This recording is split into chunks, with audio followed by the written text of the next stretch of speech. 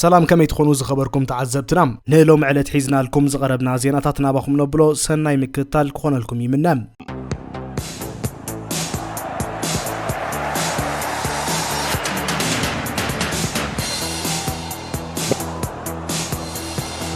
مانشستر يونايتد 100 تعذبتي زحز حدش ستاديوم نمهنات زوصاتو تلمي كابز وجد روح حد عامت غيرلهم انتونا قن تخلت بليون باوند كبصح زغل وصايتات زحات تعمام بخمي كشفن كم زغل غنا نصور ملسي يترخبون زلهم مانشستر يونايتد اب عالم كابز زلو اخلبات حنت خاب تنزل على عدا زلونيام كساب تحساس 2025 اتعلا خاب 773 مليون باوند ناب 777 مليون باوند وسيخلهم زغلباب تصوتا معداك زلو عدام 314 مليون باوند بصيحلهم كابز دما سوسان حد ميتاويت او وشت زعمت 2025 كخفل زلويم بزر ما ناي زغلب عدا تدميرو على 1 بليون باوند بصيحلهم سار جمرات كليف ناب زغلب كابز مصم تخلبنا حصير غزي عداتات بتدغاغامي كتقملو تريالا رات كليف اب زغلب 238.5 مليون باوند افسيسو كوان تخونه كومبانيو ينسون ناي بعلو طباوي صقطتا سلازلو توسخ ገንዘብ ንምፍሳስ አቅሙዝ ተሐጽረ ከውን ይኸሊም ተخلبنا تحديش ستاديوم نمهنا سلسته ماراتيتات كتقم كم تخلي زحبر كم بارسلونا توتنهام نوي حوان زغفل لقح بموساد ويدما كم ريال مدريد برنابوز جبرتهم لتستاديوم زخون لقح كابتن يتخلب على توعدا نصيل كاب محاز كاب تحديش ستاديوم بزر كباتاو طراي زغفل مقبار ويدما منغستاو حجز محتات زغنتي بكنتيبا عندي برنامج زمرح تكال مريت بحقاو منقدين خرخبو كحجز زخل كوان تخونم ገንዘባው حجز كهب كن تسفا يقبرلون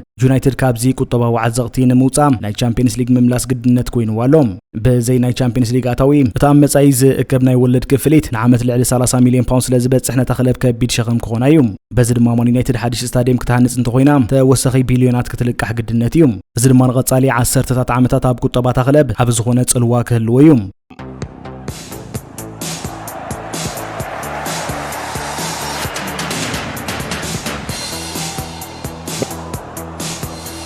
كريستيانو رونالدو نتزغاطمو ناي ጨዋዳ መጉዳቲ ንምፍዋስን ናምሉ ጥዕኑን ምምላስን ፕሬሶቴራፒ ዝተባለ ሕክምና ፍወሳ ይገብር ከም ዘሎ ተሓቢሮም ሮናልዶ ዝሓለፈ 28 ለካቲት ምስ አልፋይ ሃብ ዝነበረ ጾታዊ መጉዳቲ ያጋጢሞም አሰልጣን አልናስር ሆርሄ ጀሱስ ከም ዝገለጾም እቲ መጉዳቲ ካብቲ ዝተገመተን ላዕሊ ከቢድ ኮይኑ ተረኺቡ ከም ዘሎ ፍሊጦም ሮናልዶ ብዝዋን ተወሳኺ ሕክምናው አገልግሎት ናብ ማድሪድ ተጓዒዝሎም አቡ ድማ ምስ ናይ ብሕቲ ሓኪም ብምዃን ፍሉይ ናይ እግሪ ፕሬሶቴራፒ ተጠቂሙ ናብ ብቕዓት ክምለስ ይጽዕር ከም ዘሎ ተገሊጾም እዚ ሕክምና ዝን እግሪ ብምጭብባጥ ደንብ ዝግባእ ከም ዝንቀሳቀስ ብምግባር ሕበጥን ቃንዛን ንምንካይ ዝሕግዝ ሜላዩም ፖርቱጋል ኣብ ዝወር ሕዚ ምስ ሜክሲኮ ዕለት 28 መጋቢት ከምኡውን አንጻር አሜሪካ ዕለት 31 መጋቢት ናይ ምሕዝነት ጾታታት ኣለዋ ሮናልዶ ኣብዚኦም ጾታታት ክሳተፍ እንተኮይኑ ገና ይተረጋገጽን ዘሎም ንሮናልዶ ንደገፍቱን ዘስግእ ዘሎ ዓብ ጉዳይ ግን ናይ ዋንጫ ዓለም 2026 ሱታፍ እዩ ፖርቱጋል ኣብ ምድብ ኬ ምስ ኮሎምቢያ ኡዝቤኪስታንን ምስ ሓንቲ ካብ ናይ አውዲቅ ምሕላፍ ግጥም ዝሰገረት ሂራን ኣብ ዝምድብ ትውስኽን ሃገራዊት ጋንታ ተመዲባ ትርከብ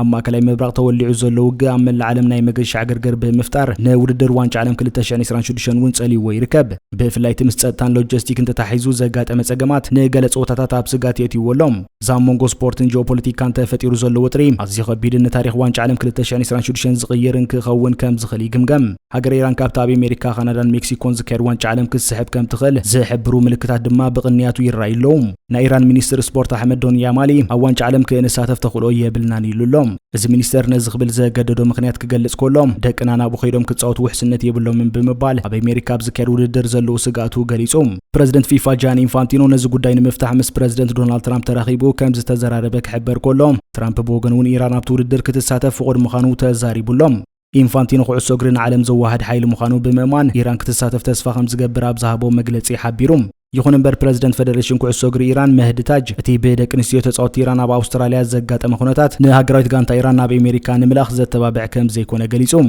ኢራን ካብቲ ምስ ኒውዚላንድ ቤልጅየምን ግብፅን ዝነበራ ምድብ ተወጽያ ፊፋን ዓትትክ ጋንታ ናይ ምምራጽ መሰላለዎም ሕጽያት ኮና ዝኸለ ሃገራዊን ጋንታታት ድማ ኢራቅን ሕቡራት ዓረብ ኢማራትስን ብቀዳምነት ይጥቀሳም ኢራን ቅድሚ ሕጃብ 1982 ምስ ኩዌት ንኸይትጻወት ብምሕንጋዳ ካብ ዋንጫ ዓለም 1986 ተኣጊዳ ነይራያም حجون كاب زوددر كتنسحب توسينا كاب فيفا خبيد مقصعتي كسعبا يخليهم فيفا خصاب مودا تورح مغابيت صوتات بلاي اوف زازملوم تعغستي كغبر تصبيتالوم تامونغ امريكان اسرائيلن ايران زلو وطرينا بيغصو يقصل دما وساني كخونيوم بزي كذاب تخلص صوتات وانچ عالم زكايرو لهاجر مكسيكون كبيد ناي صطتا صقم تفطيرو خم زلو زفلت كوينو ناي غبناو كارتيل مرح زنبره نمسيوسو غويرا سيرفانتس بسراويت مكسيكو دحر مقتالو ابت هاجر برتوع زغونه نعبي تولعلوم ነቲ ጾታታት ከተንግድ ተመዲባ ዘላ ከተማ ጓዳላሃራ ድማ ማእከል ናይቲ ናይ ናዕቢ ዞባ ብምዃና ነቲ ስጋት ከም ዝዓቢ ገይርዎሎም ይኹን እምበር ናይ ሜክሲኮ ሰበስልጣን ንደገፍቲ ኩዕሶ እግሪ ንምክልኻል ዓቢ ናይ ጸጥታ ትልሚ ኣውፅኦም ከም ዘለው ይሕብሩ ነቲ ውድድር ንምሕላው ድማ ክሳብ 100,000 ዝበጽሑ ናይ ጸጥታ ሓይልታት ከም ዘዋፍሩ ኣፍሊጦም ኣለዉ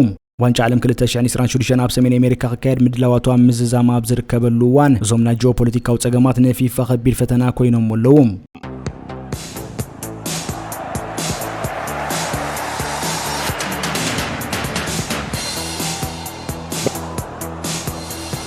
ሓደ ናይ ባርሴሎና ደጋፊ ነታ ሞንጎ ኒውካስልን ባርሴሎናን ዝግበር ዝነበረ ናይ ቻምፒየንስ ሊግ ጾውታ ንምዕዛብ ናብ ሜዳ ኒውካስል ከብል ኮሎም ግን ዝደጋፊ ካብ ሜዳ ኒውካስል ሴንት ጄምስ ፓርክ ብኣማይት ኪሎሜትራት ርሒቑ ኣብ ዝርከብ ከተማ እዩ ተረኺቡ እቲ ኩነታት ከምዚ ዝስዕብ እዩ ተደጋፋይ ሞባይሉ ሴንት ጄምስ ፓርክ ኢሉ ድሕሪ መጽሓፉ እቲ ናይ ሞባይሉ ጂፒኤስ ናብታ ኣብ ደቡብ ዓዲ እንግሊዝ ትርከብ ንእሽቶ ኤክሰስተር ትበሃል ከተማ ዝርከብ ካልእ ሜዳ ሴንት ጄምስ ፓርክ እዩ መሪሕዎም እቲ ጾውታ ዝካየደሉ ዝነበረ ግን 366 ማይልስ ማለት 589 ኪሎሜትር ርሒቓ ኣብ ሰሜን ዓዲ እንግሊዝ ኣብ ትርከብ ከተማ ኒውካስል ነይሩ እዚ ግን ነዚ ደጋፊ ናብቲ ስታድየም በፂሑ ትኬቱ ንሰራሕተኛታት ምሰራዩ እቲ ጌጋ በሪህሉ ኣብ ሰዓት እቲ ኣዝዩ ከም ዝሓፈረን ከም ዝጓየን ኣዳም ስፔንሰር ዝተባሃለ ናይ ክለብ ሓላፊ ገሊጹ እታ ኤክስተር ሲቲ ዝተባሃለት ክለብ ንዑ ንምጽንና ናብታ ኣብቲ ምሸት ምስ ሊንከን ሲቲ ዝነበራ ናይ ሊግ ዋን ጾውታ ብነጻ ንኽኣቱ ቲኬት ሂባቶም እቲ ዝሕዝን ግን ኤክስተር ሲቲ እውን ኣብ ዝግጥም ሓደ ባርያ ተሳዒራ ንሱ ክሪኦ ደልዩ ዝነበረ ጾውታ ባርሴሎና ኒውካስልን ድማ ሓደ ብሓደ ብዝኾነ ውጽኢት ተዛዚሙ እቲ ደጋፊ ዋላ እኳ እቲ ዝደልዩ ዓቢ ጾውታ እንተምለጦም ብናይ ኤክስተር ሲቲ ሰብኣዊ ቀባብላ ግን ኣዝዩ ከም ዝተሓጎሰ ተሓቢሩ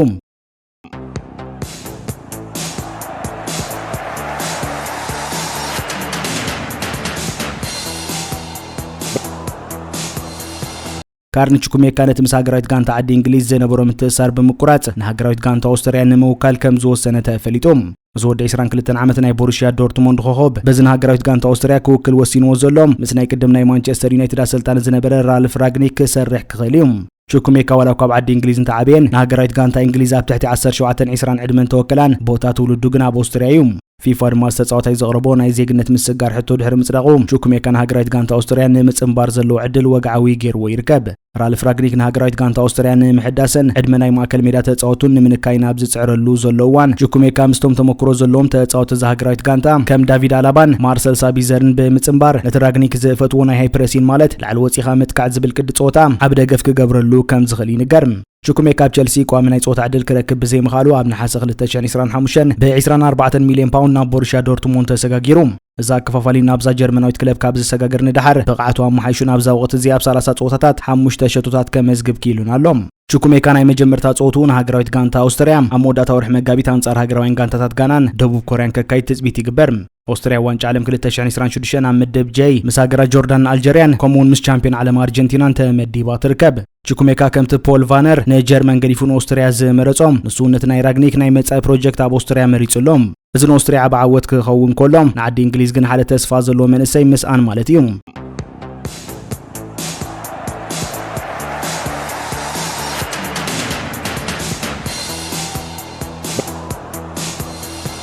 ጆን ላፖርታ ንሳልሳይ ግዜ ፕሬዝደንት ባርሴሎና ኮይኑ ንምምራጽ ኣብ ዘካይዶ ዘሎ ጎስጓስ ኣብ ልዕሊ ሪያል ማድሪድ ብርቱዕ ነቐፌታዊ መደረ ኣስሚዑ ላፖርታ ሪያል ማድሪድ ንልዕሊ 70 ዓመታት ንናይ ስፓኛ ዳኛታት ክትቆጻጸር ምጽንሓ ብምኽሳስ ባርሴሎና ድማ ናይቲ ካብ ማድሪድ ዝመጸ ናይ ስም ምጽላም ወፍሪ ግዳይ ምዃና ገሊጹ ባርሴሎና ናይ ስፓኛ ዳያኑ ኮሚቴ ምክትል ፕሬዝደንት ዝነበረ ሆዜ ማሪያ ን17 ዓመታት ካብ 7 ክሳብ 8 ሚልዮን ዩሮ ዝበጽሕ ገንዘብ ከም ዝኸፈለ ድሕሪ ምቅልዑ ብናይ ስፖርት ብልሽውና ተኸሲሳ ትርከብ ላፖርታ ግን ገንዘብ ንሕጋዊ ናይ ቴክኒክ ቤት ምኽሪ ዝተኸፍለ እምበር ንብልሽውና ከም ዘይኮነ ይምጉት እዚ ሕጋዊ ጸቕጥ እዚ ካብ ማድሪድ ብዝተወደበ መንገዲ ንባርሴሎና ንምድኻም ዝተኣለመ ምዃኑ ላፖርታ ንሓንቲ ካብ ዝዓበይትን ዝያዳ ጸላዊትን ዝኾነት ሃገራዊት መርበብ ሬድዮ ስፓኛ ካዴና ኮፕ ገሊጹ ላፖርታ ንታሪኽ እቲ ናይ ዳኛታት ኮሚቴ ብምጥቃስ ከበድቲ ሕቶታት ኣልዒሉሎም ን72 ዓመታት ናይቲ ኮሚቴ ብኣባላት ሪያል ማድሪድ ክምራሕ ምጽንሑ ዘሕፍር ዶ ይኮነን ዝብል ሕቶ ድሕሪ ምልዓሉ ሪያል ማድሪድ ሕጂ እውን ተኾነ ምስቲ ኮሚቴ ጥቡቕ ርክብ ከም ዘለዋ ብምጥቃስ መጊያ ደቪላ ዝተባሃለት ሓንቲ ካብ ኣባላት ኮሚቴ ዳያኑ ምስ ማድሪድ ትሰርሕ ኣላ ብምባል ስም እናጠቐሰ ማድሪድ ማዕረኽ ክንደይ ንዳንነት ላሊጋ ከም ዝተቆጻጸረቶ ከረድእ ፈቲኑ ላፖርታ ዝኽሲ ንባርሴሎና ንዓመታት ክወርዳ ዝጸንሐ ጸቕጢ ንምግላጽ ዝተጠቀመሉ ምዃኑ ድሕሪ ምሕባር እታ ክለብ ብኢኮኖምያዊ ይኹን ብሕጋዊ መንገዲ ተጸቒጣ ከም ጸንሐትን ሕጂ ግን ነቲ ሓቂ ንምምጓት ቆሪጹ ከም ዝተላዕለን ኣፍሊጡ ላፖርታ ዝመጽእ ሰንበት ምስ ቪክቶር ፎንታ ኣብ ዝግበር ናይ ፕሬዝደንታዊ ምርጫ ክወዳደር እዩ ዝመጽእ ፕሬዝደንት ዘኽለብ ነቲ ኣብታ ክለብ ተመስሪቱ ዘሎ ናይ ኔግሬራ ክሲ ካብ ምሙጋት ብተወሳኺ ነቲ ተዳኺሙ ዘሎ ናይ ባርሴሎና ቁጠባ ናይ ምርጋም ከቢድ ዕማም ክጽበዮ ምዃኑ ይሕበር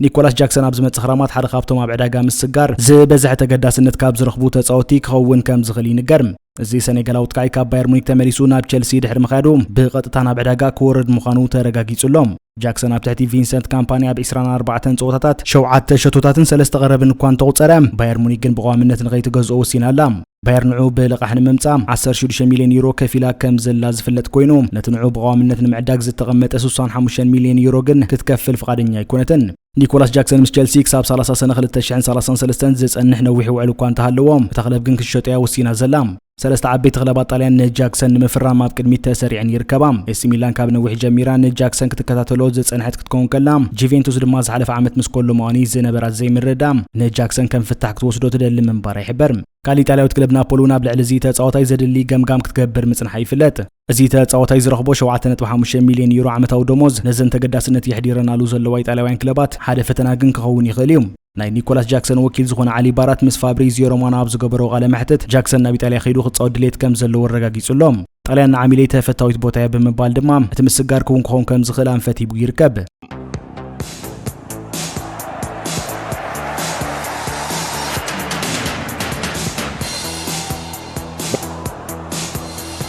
ሮበርት ሌዋንዶውስኪ ምስ ባርሴሎና ዘሎ ውዕል ኣብዚ ወቕቲ ስለዛዝም ብዛዕባ መጻዩ ዘሎ ርእይቶ ንዛ ኣትሌቲክ ገሊጹሎም። እቲ ወዲ 37 ዓመት ተጻዋታይ ኣብ ዝዋን ኣብ መስቀላዊ መንገዲ ከም ዝርከብን ውሳኔ ንምውሳድ ድማ ከም ዘሂወኽን ኣፍሊጦም። ሌዋንዶውስኪ ኣብ ባርሴሎና ክጸንሕ ክወጽእ ገና 50 ሚታዊት እውን እንተኾነ ርግጸኛ ከም ዘይኮነን ድሕሪ 3 ወርሒ ውሳኔኡ ከፍልጥ ከም ዝኽእልን ኣብ ዝዋን ድማ ካብ ጸቕጢ ነጻ ምዃኑ ተዛሪቦም። ብሰንኪ ዘለዎ ዕድመን ተመክሮን ጥንቁቕ ውሳኔ ከም ዝውስን ዝሓበረ ሌዋንዶውስኪ ሕጂ ግን ኣብ ጸወታ ጥራይ ኣተኪሩ ይሰርሕ ከም ዘሎ ገሊጾም። ዝሓለፈ ዓመት 42 ሸቶታት ዘመዝገበ ሌዋንዶውስኪ ኣብዛ ወቕቲ እዚኣ ግን ከም ቀደሙ ሸቶታት ናይ ምቁጻር ብቕዓቱ ጎዲሉሎም። ኣብዚ ናይ ሎም ዓመት ውድድር ሌዋንዶውስኪ ኣብ ዝተሰለፎም 33 ጸወታታት 14 ሸቶታት ኣመዝጊቡ ዘሎ ኮይኑ ናይ ምስላፍ ተኽእሉ እውን ድሕሪ እስፓኛዊ ተካይ ፌራን ቶረስ ተሰሪዑ ይርከብ። ባርሴሎና ሓድሽ ቁጽሪ 9 ተጻዋታይ ንምድላይ ትሰርሕ እኳ እንተሃለወት ሌዋንዶውስኪ ግን ካብ ዓበይቲ ኤውሮፓውያን ጋንታታት ከይተረፈ ጻውዒት ይመጽእ ከም ዘሎ ይሕበር። ኢጣልያዊት ክለብ ኤሲ ሚላንን እስፓኛዊት ክለብ አትሌቲኮ ማድሪድን ንኹነታቱ ብቐረባ ይከታተልዎ ከም ዘለዋ እውን ይንገር። ኣብ ሱዑድ ዓረብን ኤምኤልኤስን ዝርከባ ክለባት እውን ነዚ ተጻዋታይ ንምፍራም ይሰርሓ ምህላውን ይሕበር እዩ።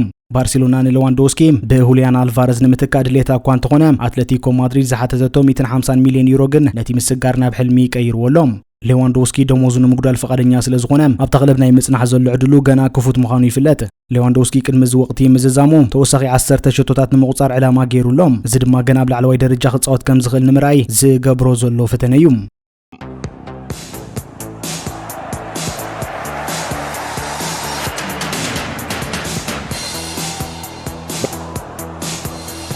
ሓጸርቲ ዜናታት ስፖርት ኣርሰናል ካብትን ቶናሊ ንምፍራም ዝነበራ ተገዳስነት ወጻኢ ኮይና ከም ዘላ ተገሊጹ። ድሕሪ ኒውካስል ንቶናሊ ካብ 80 ክሳብ 100 ሚልዮን ፓውንድ ምትማና ኣብ ልዕሊ እዚ ኢጣልያዊ ከፋፋሊ ድሌት ዝነበራ ኢጣልያዊት ክለብ ጁቬንቱስ እውን ንኣርሰናል ተኸቲላ ካብ ዕዳጋ እዚ ተጻዋታይ ወጻኢ ኮይና ከም ዘላ ይሕበር። እንተኾነ ግን ክልተ ክለባት ማንቸስተር ኣብ ልዕሊ እዚ ተጻዋታይ ዘለውን ተገዳስነት ከም ዘይጎደለ ይሕበር።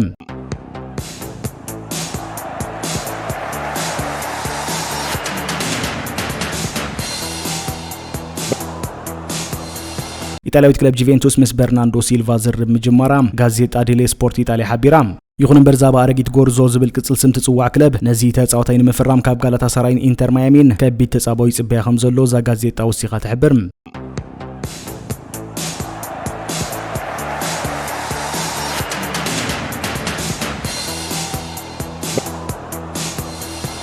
ቸልሲን ወዲ 23 ዓመት እንግሊዛዊ ኣጥቃዒ ሊያም ዴላፕ ወላ እኳ ብሰንኪ መጉዳእቲ ዝተዳኸመ ወቕቲ እንተሕለፈ ክሸጦ ግን ድሌት ከም ዘይብላ ተሓቢሮም።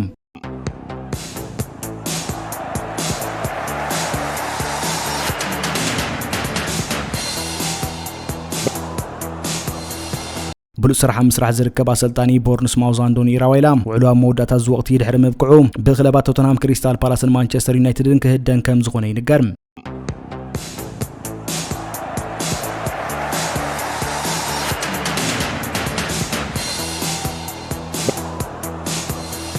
ኣርሰናል ንወዲ 29 ዓመት ጀርመናዊ ከፋፋሊ ቦሩሺያ ዶርትሙንድ ጁሊያን ብራንት ኣብ ዝመጽእ ክራማት ውዕሉ ምስ ኣብቅዐ ብነጻ ንምፍራም ትዳለው ከም ዘላ ተሓቢሮም። ወዲ 20 ዓመት ስዊዘርላንዳዊ ከፋፋሊ ፍራይበርግ ዮሃን ማንዛቢን እውን በኣርሰናል፣ ማንቸስተር ዩናይትድን ቸልሲን የድለ ከም ዘሎ ይንገር። ዝኸበርኩም ተዓዘብትና ሎም ዝበልናዮም ዜናታት ነዚ ይመስሉ። ኣብ ቀጻሊ ብተመሳሳሊ መደባት ክሳብ ንራኸብ ሰላም ጥዕናን ንኹልና።